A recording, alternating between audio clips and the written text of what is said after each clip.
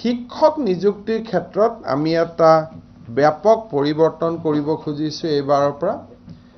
TET লাগিবই কিন্তু BEd আৰু হায়াৰ সেকেন্ডাৰী পৰীক্ষাৰ মাৰ্কছত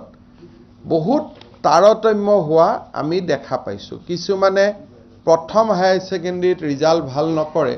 পিছত ওপেন স্কুলত নাম লগায় তেওঁলোকে নিজৰ মাৰ্কশিটখন বহুত ভাল কৰি লৈ আহে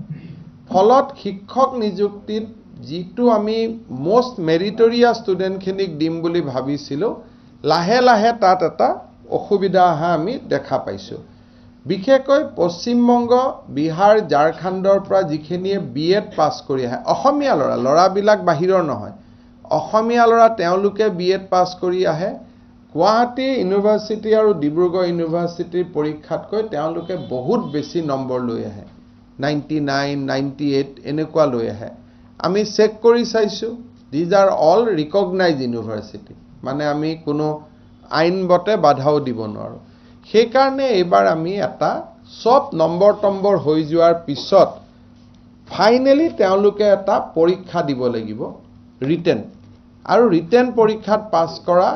এক্সাক্ট মেৰিটৰ ষ্টুডেণ্টখিনিয়ে এইবাৰ চাকৰি পাব গতিকে প্ৰথম টেট লাগিব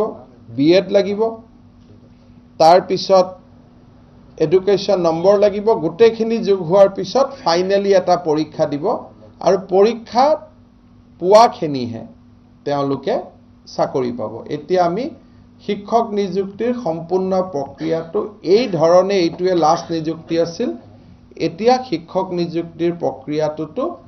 আগৰ ক্ৰাইটেৰিয়াৰ লগত আৰু এটা ৰিটেন এক্সামিনেশ্যন যোগ হৈ যাব যিটোৱে